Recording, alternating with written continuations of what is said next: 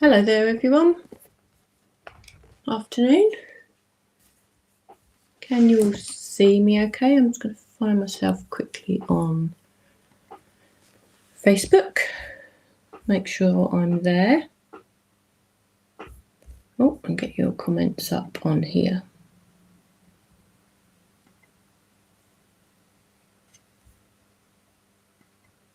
Okay.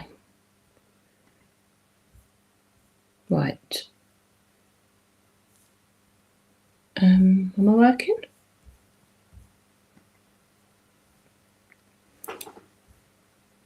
I do have some of you watching by the looks of it. Let me just see if I can find myself on Facebook and I can check the comments coming through if there are any. Oh, there we are.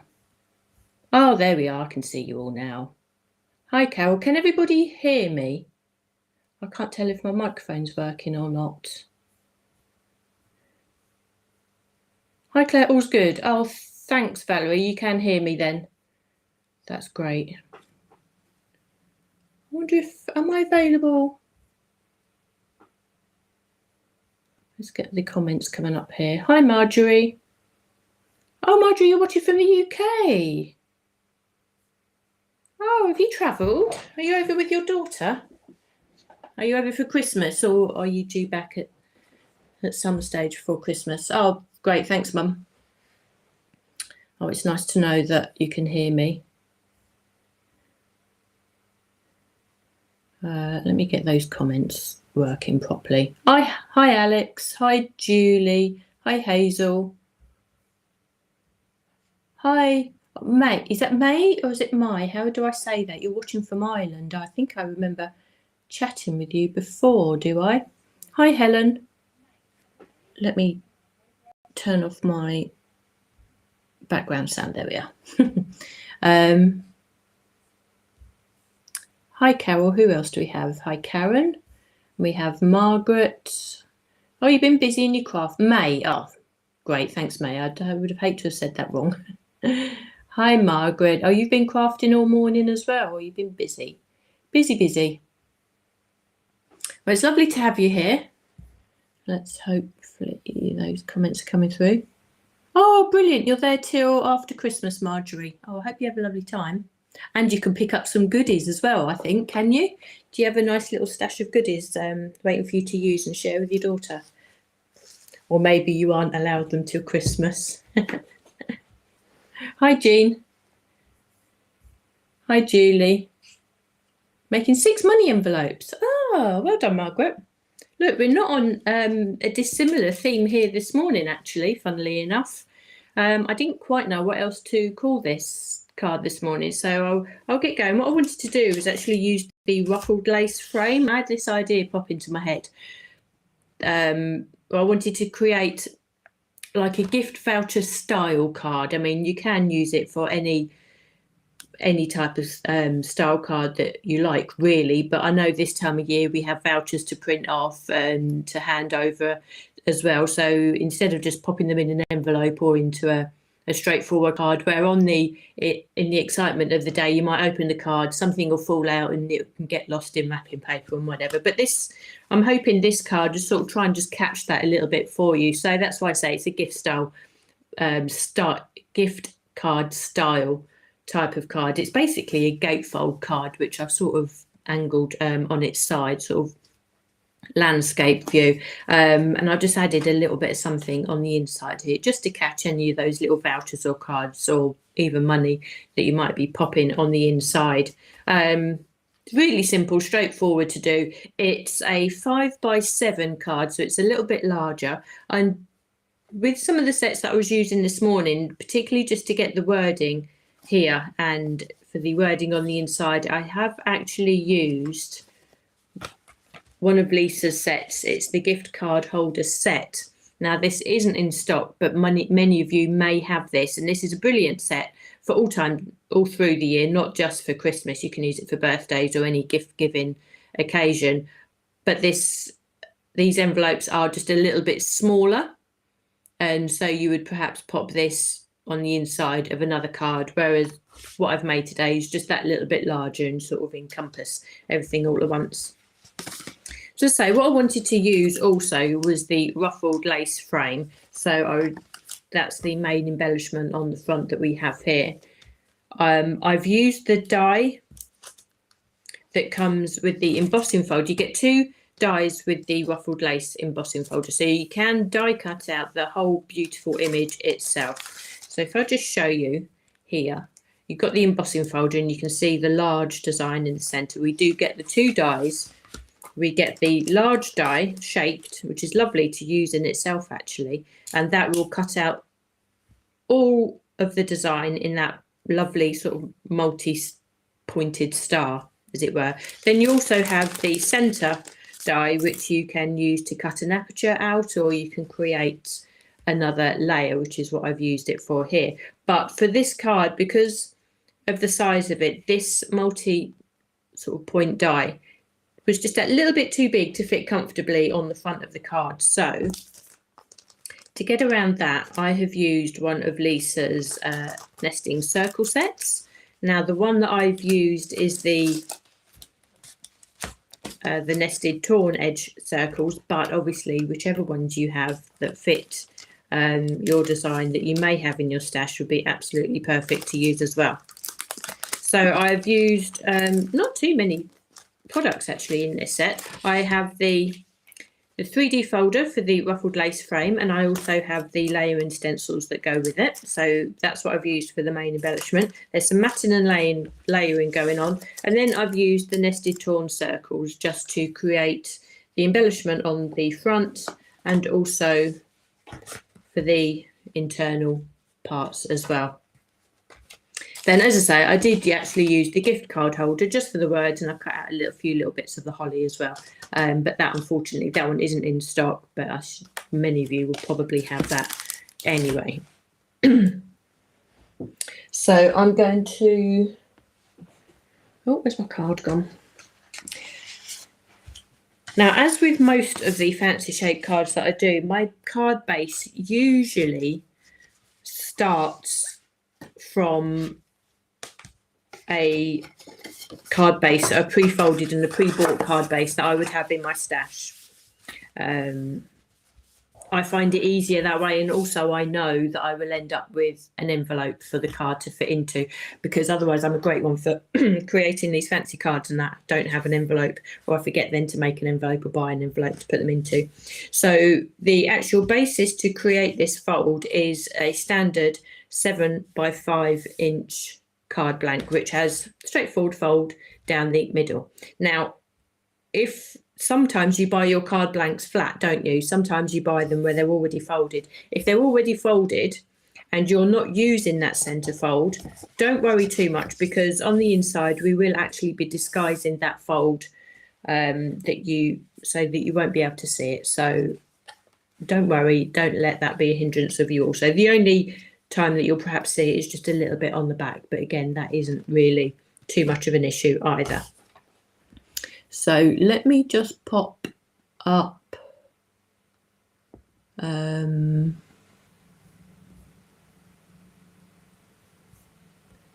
this slide for you.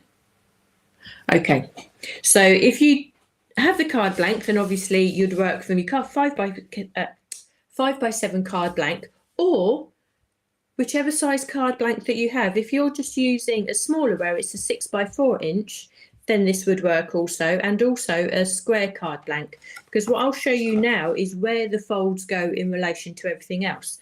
I've given you the measurements here for this size card that I'm using, but I'll explain to you how the folds come about. So if you do have different size card blanks, or a different shaped card, or different sizes of envelopes to work with, then you can still create it. So imagine this was just a flat piece of cardstock. You'll have 14 inches by 7 inches. Okay, and you can see that written on the side there, and that will give you the finished card of the 5 by 7. What you then want to do is score at 2.5 inches. Imagine that fold isn't there.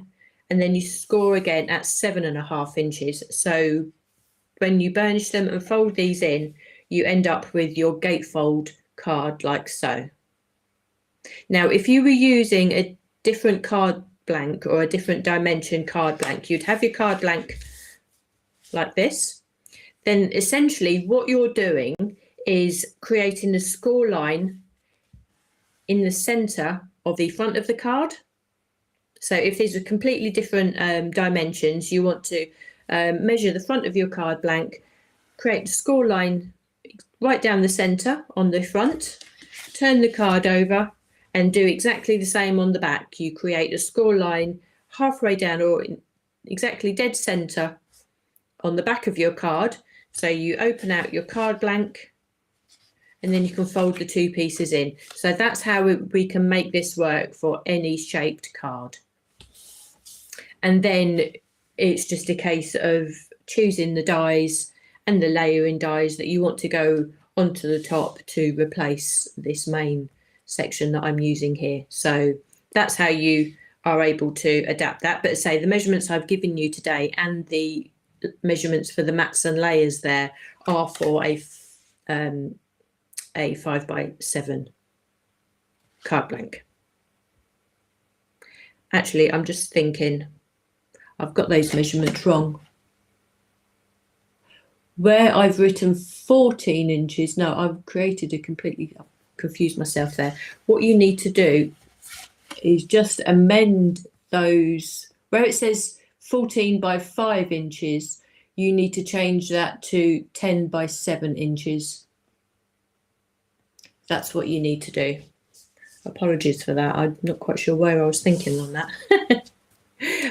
Yeah, so the card is 7 inches tall, so that will stay the same. But if you're creating a card just from a blank sheet of cardstock and not a card blank, then you want it to be 10 inches across there. So when you fold it in half, you've got the 5 inches. So that's what you need to do. So apologies for that. I might actually change that in a bit. So we can see the mats and layers there. Now they are right for this, and I've created the mats and layers, and I should put that on now before I go on with the stenciling. So once the card is folded, and the score lines actually do work out exactly right as well. So it's only that top measurement that I've got wrong. So you would still score at 2.5 inches and 7.5 inches. So they are right. Now the mats and layers onto the front, I've just kept it simple because you have the lovely decoration from the ruffled frame, lace frame there. So this layer would be 6 3/4 inches by, let me get my ruler. That's 6 3/4 inches by 2 1/4 inches, and you need 2 pieces of these, and they go on both of the gates on the front of the card. So let's just pop that on there now while we're here. So what I will do a bit later on when I get the video prepared to stay onto YouTube, I will just amend those figures there, and I shall put the new measurements in the description of the video underneath.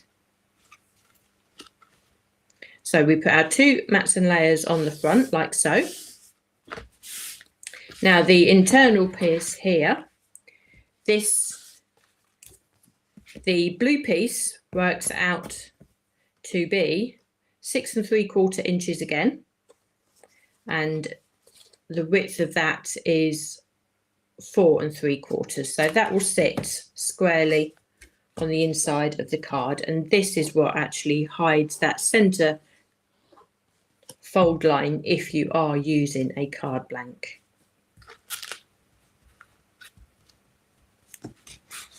Okay, so that fits like so. Just square that up. And then the white piece of card, which is what we can use to actually write our sentiment on, that's always important. This would work out at 6.5 inches by 4.5 inches, and that layers just nicely onto the mat and layer there. So we've got plenty of space to write our sentiment and our little message, Christmas message. And then I've just die cut myself a little sentiment that matches with the rest of the cardstock. So that's basically the card formed. Now we'll go on to the decorative elements, and I'll just pop that on there so that can dry while I'm putting the rest of it together. So that's your card blank, basically a gatefold card. If you did want to use this as a gatefold card traditionally, you could always swap everything around so the card would actually open up this way for you and change the sentiments about.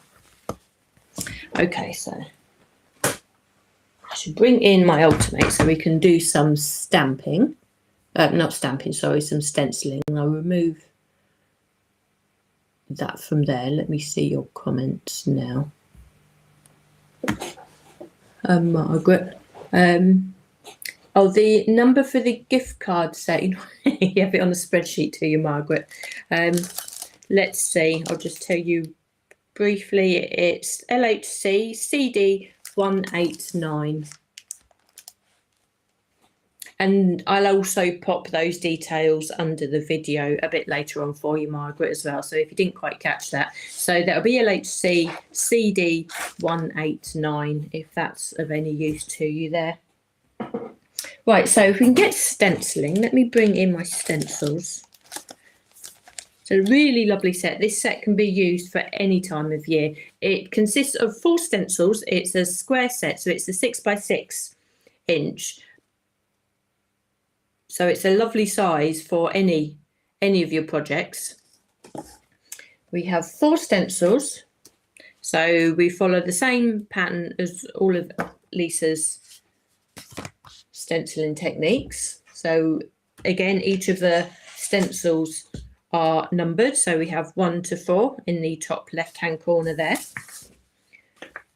So I've got myself a piece of super smooth cardstock. The colours I'm using this time around are going to match my cardstock, and I shall pop those up in a second for you. But actually, I'll pop those up at the end for you. But I'm using Rustic Coral, Tranquil Waters, Teal Twist Shimmer. So I'm using an interference ink here, so I'll need to use my blending sponge for that one. And I've got Garden Sage. I may use it, I may not. I didn't beforehand, but who knows? We'll see. We'll see how we go. So stencil 1. Now, if looking at the design again, it's always really good, and I always reiterate this, but with any stencil, particularly the first time you use it, you may not actually achieve the look that you want on your first stencil, because you do need to just see where the layers sit with each other and just see how all the different designs sort of work in correlation with each other. And then usually that gives you a way better decision-making process the second, third and subsequent times that you go on to stencil this. So I've had the benefit of stenciling this a couple of times before, so I know where the colours are going. And I know that stencil 1, as with most of Lisa's stencils, is the basis. So you generally want to have the first layer a lot lighter, because there will always be details that will be sitting on top of that. And if you don't want to go too dark, because then you won't be able to add darker elements as you go on. So I'm using Tranquil Waters initially. I'm using a large blending brush. I'm starting off at the centre of the stencil and just, I suppose, diffusing the ink mainly into the brush, and just then gently working out in circular motions into the apertures of the stencil. And I'm going to keep this quite light and just work that around really gently. Now, the tips of these centres, which they, if you're using this for Christmas, these look like Christmas trees. Again, it isn't a Christmas stencil. You really can use this all year round. But I'm going to make the tips of these designs a lot paler, because I know that I'm going to need to layer extra detail on top. But I will, just for shading's sake and just to add a little bit of dimension, I've come in with a little bit more ink, and I'm just going round and round again, mainly on the stencil plastic, but I am just tipping off the very tips of these shapes. So the tips of these shapes will actually end up darker, and that will give me that initial graduated shading look, which is so easy to achieve. So if I just pull that away now, you can see that the outside of these shapes really do fade into being quite pale. Let me just raise that up for you. You see that there? But I do like the fact that we've got the tips of these shapes a lot darker, and I think I might just add a little bit more just to make sure that that is really prominent, and just tip around the edge as well to make sure we have the whole of that shape covered. So that's a really lovely colour in the Tranquil waters. So stencil number 2 is now where we add the detail on top of these shapes here. So this is where you can see the advantage of keeping that first layer quite light.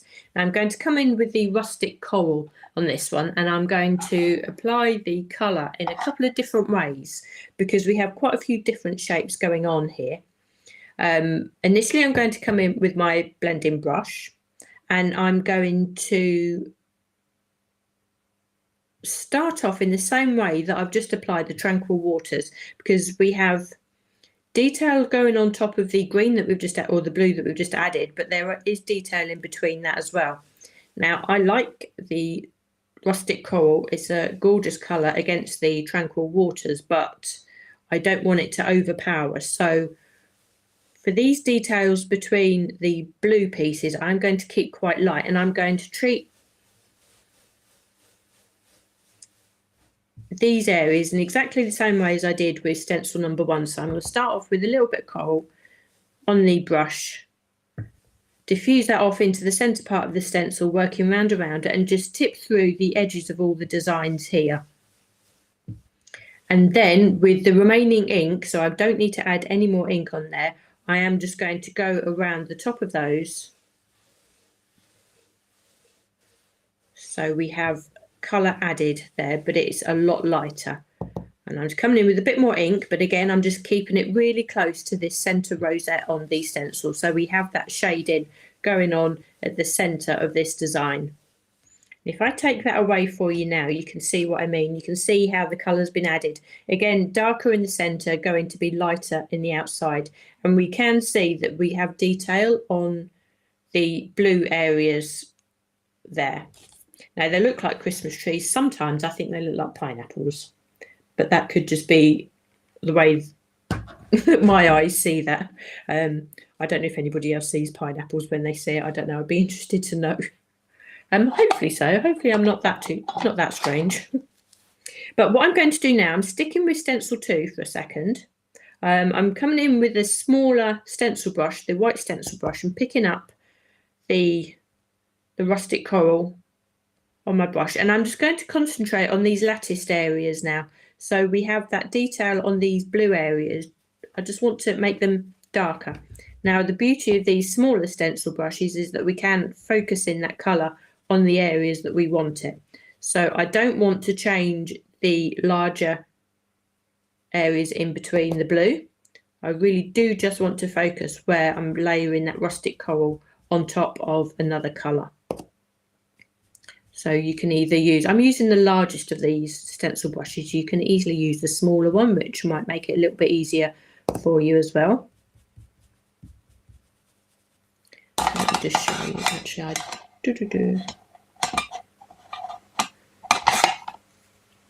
I've labelled all my brushes, not these ones though. Okay, so I'll just come in with a slightly smaller one. That'll actually give me a little bit more control, even more control over what I had before. So I can really make those coral elements on top of the blue really, really bold. And you can see just how quick you can whiz through around all of this. I think because this set of stencils is only 4 layers in it, each layer is quite detailed, so it makes you think about just adding and spending a little bit more time on each of these layers. whereas perhaps on other floral stencil sets you would just use one colour in one technique all over the design. In this type of design, I think, especially where it's sort of symmetrical all the way around and quite pattern based, it's really nice just to pick out these details if you've got the time to do that. So I'm just going around and just making sure that this coral that sits on top of the blue is really as vibrant as it could be. And then I'm just going to finish off and just make sure that I can tip into all of these smaller areas around the outside. I don't think I want those as bold, but if when you come to finish your design and you think that these areas do need to be a little bit bolder than you've actually made them to start with, there's nothing stopping you putting your second stencil back on and just going in with a small stencil brush and adding the design there. So you can see that we have that design there now. We really needed, and it really worked with picking out those coral details that sit on top of the blue. It makes it look like a different colour from everything else, when in fact it is just the one colour, but just laid on a lot more heavy. Okay, so now we can come on to stencil number 3. Now, I've just popped that stencil on there, and I just want to show you, I'm going to bring that up to the camera again. And it's something that people have perhaps mentioned in the past where they've struggled to line up stencils. And I've always said that there is, because of the nature of the pegs, there's just a slight bit of wiggle room with the stencil when you move it on and off. So if I just lay that like that, you can see in areas here that you can see layers of ink through the aperture where it's not quite lined up. So just have a quick look at that, and all you can do is make sure you just adjust that stencil so you can't see as much ink underneath, and that is how you line up your stencils and make sure that you don't have any little areas of white that may be showing where you don't want it to. So it's always going to happen when you're creating apertures and putting things on the pegs. There is always going to be that little bit of movement. So just be a little bit aware of that if you find that certain designs don't match up quite as you had expected. It's possible that you just need to shift 1 or 2 millimeters, a fraction of an inch. It can be enough just to make that difference and just create that detail on your design. So with that in mind, I'm going to use, what am I going to use?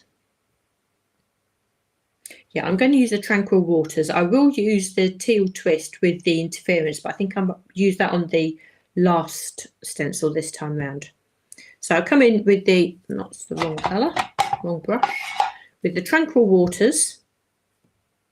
And initially I'm just going to put just a nice even layer all the way around the stencil. I can afford to go just that little bit darker because not too much more detail is going to be sitting on top of this now.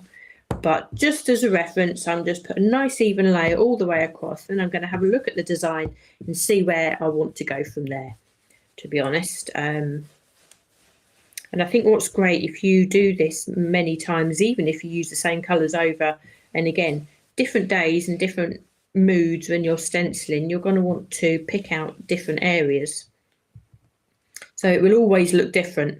So adding that extra detail in there, you can see that how this pattern is building, and that is so pretty, isn't it? So pretty. But I think I will go in darker. I do want to pick out those extra details, and I think to do that I will come in with a stencil brush because I know that I can add a lot more ink through smaller areas to make that stand out an awful lot more. So I'm just going to go around with the stencil brush. I've done the majority of the work with a larger brush there, and this is just adding in those extra darker details, but it really doesn't take too long at all. Always working around in circular motions. I know I keep repeating myself when I say that, but if you are new to stenciling, then it's little tips like that that will help you out and just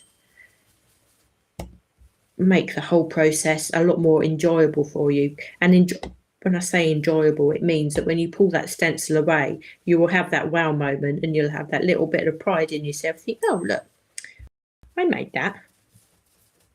I think that is what crafting is all about, even if you don't make things for anybody else in particular. And I think that's where you get the feel-good factor from with this. And you know that you've made something that's really, really pretty. Okay, so we've pulled that away, and there you can see the advantage of actually going in that little bit darker. It gives you a lot of light and shade on that design. So coming in with stencil number 4, I will now use the teal twist. I will use the interference colour, I think, because what that will do is just add some detail and add that mica as well. So particularly if this is a Christmas gift, you always want a little bit of sheen and shimmer going on. So I need to use my blending sponge for this, because we know, as Lisa said, that the interference inks don't necessarily respond too well to the wonder brushes. You can get away using the white stencil brushes actually, if you are able to keep or dedicate a brush to the interference inks. But I find working with the sponge applicators, that work so well with the interference inks, and I don't need to worry, and each colour has its own individual sponge, so I can just work away without too much thought. So I'm going to put a really heavy layer through that stencil, as heavy as I can go, and make sure that's blended really well. Use the ink that's on the stencil without needing to pick up any more. And when I pull this away, again you have another layer of darkness going on there, and I don't know if I'll be able to catch that for you, but you can just see that mica popping through, and that will actually get more evident as that ink dries as well, and the mica sits up at the top. So that is a really, really intricate looking design, and it's so easy to get the different layers or depth of layers with the different colours just using 2 shades, because that's essentially what we've used there, just 2 colours. So that's how those stencils come together for you.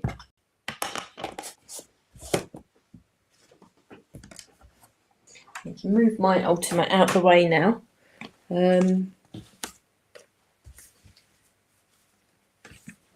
Now, what you would ordinarily do, I think you would use the, make sure I get my die. You would use the die from the set, and you would cut that out as is, and then you would put that through the embossing folder, and that in itself is really quite lovely. But for the purpose of the card, as I said, I was using the nested circle dies. So I've used the nested torn edge dies, and I've chosen the die that initially fits on the front of the card first off. So let me just work that one out. So yeah, I've just chosen the die that sits neatly on the front of the card, which would allow me to put a matte layer behind it as well. And then I've actually just used that die to die cut out that design from the ruffle frame. So this is how that's actually worked. Yes, you do take off some around the edge, but you do get the majority of the design. Now you can see this one here actually. I've already stenciled it, and it's an awful lot paler. So once the video is over, I think I will, when I make up the card, I'll replace this one for this, because it's a lot darker, but I'll show you how this works. So you would just die cut your design out with the circle. You're left with the design as is, which you would then add to your embossing folder and run that through your machine. So even though it's not the shape that is sitting in the embossing folder. It's still so easy to line up. So you'd use your center points and you'd run that through. You wouldn't emboss before you die cut, because obviously when you then die cut your piece out with the circle, you would squash all the embossing. You can put it through the machine again, but just to save yourself an extra step, it's always best to die cut with the shape out first, and then you run it through and you get all the embossed detail. So that looks, as always with Lisa's designs, as soon as you put them through the embossing folder, they take on a different life for themselves. So I've cut myself another die cut with the next size up from the nesting circles. So that will be our mat and layer. So it's taken on a whole different look as to how it was originally designed, but still particularly pretty and so usable. And obviously you can use other shapes, and if you were to use smaller circles, then you could create different layers. You'd have different rings. So we put that on there, and that's taken on a whole different look. Now this is ready to sit on the front of our design like so, and you can see now how that shape actually fits a lot better. But we need to just pretty up a little bit, I think, the center there. So I have used the center die, which is the smaller die that comes along with the embossing folder. That sits on in the center there. So you can either use this to create an aperture and actually have an aperture through this design, or you can actually use it to build up the center to create some dimension. So I've created this twice actually, because I wasn't quite sure what color I wanted to use. So I have my background here, which is cut out from the ruffled lace die itself. I've used one of the much smaller nesting torn circles to create a layer that layers on top of that, and again just used the word die from the gift envelope set just to add on the front there. And I can add this to the center, and that just changes the whole look again just by adding that little element into the center. Now I wasn't quite sure which one I wanted to use actually, and I'm still unsure, and I'm going to dither. So I need to stay neutral, and I won't stick that on just yet, not until I've die cut myself the other piece that I've created for you just now. So yeah, either side works in there really. It really does. It depends on you. And I'll just show you on here. I've actually raised that up using 3D foam just to add a nice bit of dimension onto the card. So what I would do now to attach this to the card, you only need to attach it to one of those gatefolds. So you just make a little mark on the back of your die cut there, or just remember that you want to glue half of that area and then just glue that onto there. So there you can still open the card as I've done there. We want to try and avoid putting any adhesive on this side, obviously, because that will keep the card closed. So to come to the center of the card, we want to cut ourselves a second piece from the nested circles that matches the size of the rosette there. Or you can choose a die depending on the width of your card. So if you're using a different shaped card or a different card with different dimensions, you can take your nesting dies, and then you just need to match up which of these sets fits the width of your card. So if I put this one here, you can see that that one is just a little bit too small. If it works for you, then obviously that would be good, because you need if that's the size that you want. But I think we just want to go as close to the width of the card as we possibly can with this, to make sure that we don't have any little areas of, or little bits of gifts that are escaping anywhere. So you can see just by adding this die here that fits an awful lot better. So that would be the die to choose, and then die cut yourself a piece from that in either white cardstock. I mean, I've used white on the inside here. This one I'm using a coloured cardstock. So again, that would be your choice on the day. And just for detail and just to make sure that it looks and coordinates with the outside of the card, I haven't stenciled it, but because I'm using a coloured card, I've just run that through with the embossing folder, and that's given me an awful lot of detail to sit on the inside there.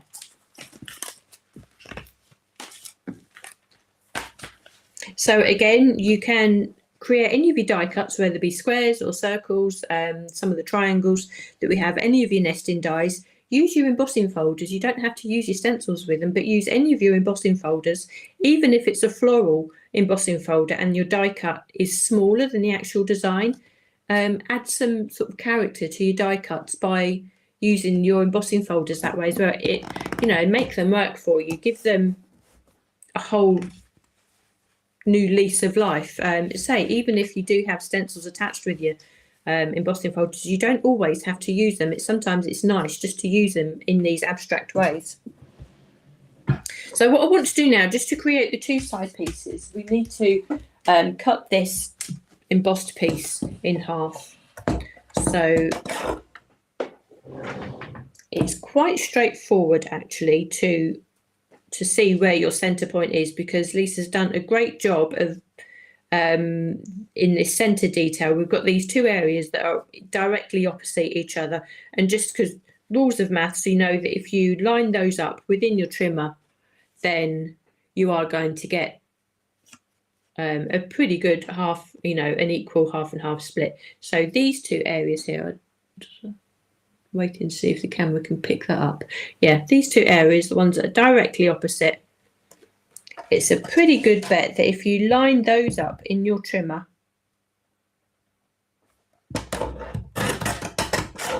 and slice in half, you have a pretty good, well, a pretty good cross section between the two. And it's those areas now that we are going to add to create our little sort of areas that we're going to contain our gift in.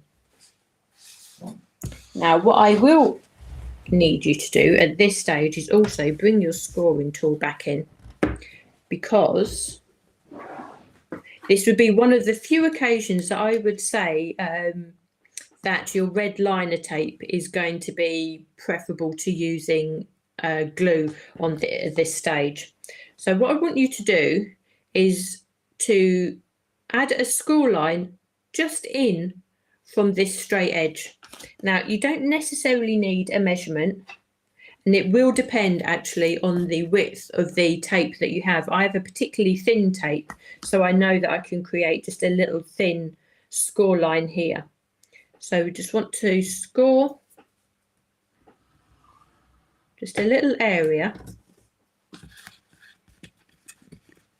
down the straight edge of this die cut.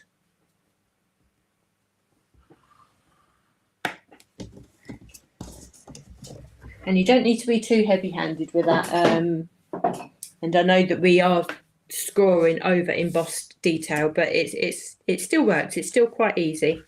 And then we just want to just gently fold that back, and that just creates our little flap there, our little hinge. So we just score that along. And then within the area that we've scored, that's when we can add our tape. And I think tape actually is probably easier than this, because glue can have the sneaky habit of sneaking out and squidging out where we don't want it, doesn't it? So because we're putting this on the inside of the card, obviously we want the card to carry on opening. We don't want any sneaky little bits of glue to come squidging out where we don't want it, and then just holding the card closed. because I've had that happen no end of times, and it's quite annoying. But if we use our red liner tape, we know that we've got complete control over what's going on. So just on the side between the score line and the straight edge there is where I've added my liner tape.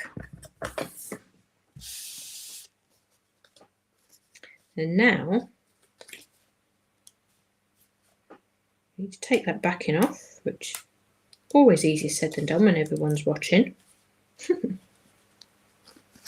And now we can add these areas to the side of the card. Now I'm going to line mine up to the edge of the matte and layer there. You can do it to the edge of the card. Just move those pieces across. Oh, that just looks really neat along the edge of the card there. So we have those areas now, which you can fold back. We've got no glue escaping from anywhere, so we don't need to worry about that. And then we have our card put together. Now, as I say, I will matte and layer this with the other one that I stenciled for you, and we can add that to the front. But that, I think, is a really nice way to give a gift. You can always just use it as a straightforward card. You don't necessarily have to put anything in there. I think it's just nice to have that little detail on the inside of the card. But say particularly for this time of year, I know a lot of people are printing off vouchers, particularly for teenagers and things. It's it's just a really nice way to add a gift. So I need to score that down a little bit. So there we are. Oh, hi, Bonnie. How are you? Oh, I've surprised you with the ruffled lace frame. Well, I hope it's given you a little bit of an inspiration for you there. Do you have the set as well? Oh, hi, Tina. How are you? Hi, Beverly. Hi, Linda. Oh, thank you for the thumbs up, Linda. That's really great. It's lovely to see you all here, actually. An awful lot of people. There's Kim from Alaska. Good morning to you. Lovely to see you all. So I shall leave that with you there for today. This is actually my last live now before Christmas. I can't believe Christmas has crept up on me so quick. So I've only got next week to get things sorted out, and I'm here, there and everywhere next week, running children around to various work experiences and various different appointments and places I need to be. So yeah, it's my last live with you before Christmas. Lisa, I think, definitely is with you this Friday, and will probably be with you next week as well, as will Dawn. Dawn may well be with you Monday, but I'm not sure about Thursday. But just keep an eye in the group. We'll let you all know what's going on in all the timing. So it's my chance now to say happy Christmas to you all. Thank you all so much for the support that you've given us and logging into these lives. It's really nice to see you all here with us, actually. I mean, we do these lives for you, so if there is anything that we can do to help you along with your crafting, or just give you a bit of company, particularly if you're sitting in your craft room, it's nice for me to chat with you all as well. I look forward to coming back to you all again in the new year. I know Lisa's got so many plans for next year, so many new and exciting things, majority of which I don't know about yet either, so I'm in the dark. But I know it'll be great, and I know it will be exciting, and we'll all be sitting on the edge of our seats waiting for it. So yeah, next year is set to be just as an exciting year too. But I shall leave you all this afternoon. Again, have a fabulous Christmas wherever you are. And I shall see you all in the new year. Take care, everyone.